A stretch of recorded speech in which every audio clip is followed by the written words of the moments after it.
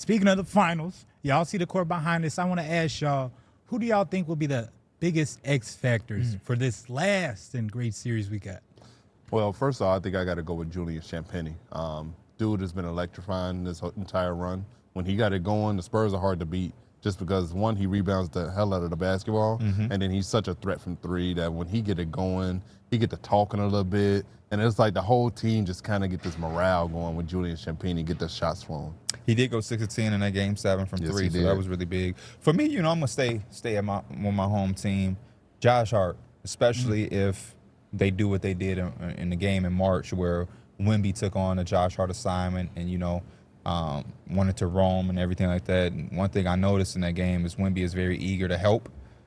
And so if Josh Hart is knocking down those shots and taking advantage of some open looks like he has in some previous series, the Knicks can find themselves getting an advantage. So I think Josh Hart is my X factor for us. Yeah, that would be my answer too, but not to give the same one. Landry Shamet missed 1 3-pointer all of the conference finals. 11 to 12? Something like either that or 10 or 11, 10 of 11. Either way, he was ridiculous, and the defense was great too. I do look at both of these teams. I think going into the postseason, both had questions, if you will, about the depth of those teams.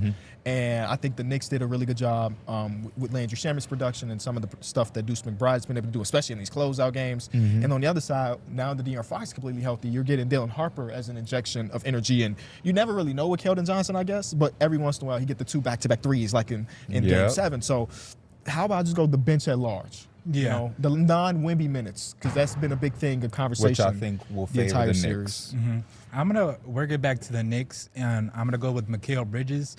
I look at some of the other series where teams are really just denying the paint.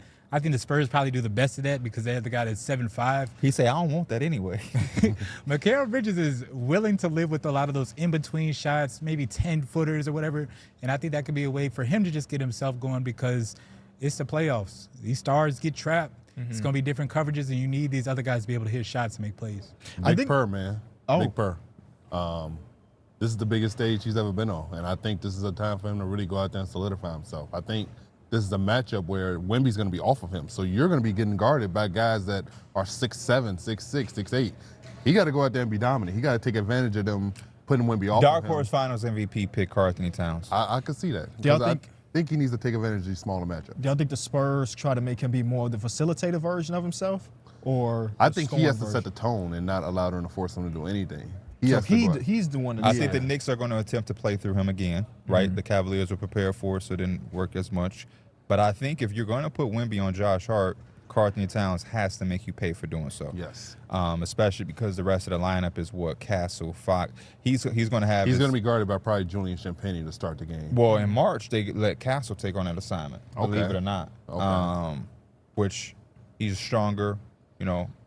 Can get under him. So yeah, I think he will be looked to be a hub again, but I do think he's going to, like to Derek's point, have to be aggressive offensively. I'm going to bring up Mike Brown too. I think it may have been harder to recognize because they were dominating the teams in the East, but I feel like we haven't seen many adjustments game by game because if you're winning, there's not much adjusting to do. While we just saw Mitch Johnson every single game do something different against OKC. This is another X and O adjustments because we had some rotation. Yeah, like X and O adjustments. So I'm excited to see what because this is not his first time in the finals, as a head coach or an assistant coach. Don't forget implementing Cat as the hub is an adjustment. That's a big one. That's a big one. So I'm excited to see what he does as, both of these coaches are 2 of the best we have in the league. I mean, OG and Mikal have been amazing this entire playoff run. A big reason why they made it to the finals. If they can continue to be aggressive and help take some of that pressure off of Brunson for having to do everything offensively, that'll be a huge injection because OG's been playing at like an all-star level this entire run. He's giving you almost 19 points a game on insane efficiency. Like the efficiency that he's scoring is crazy, especially for somebody who's shooting the volume of threes he is. Yeah. Hit subscribe for more news, highlights, and analysis from the NBA on NBC.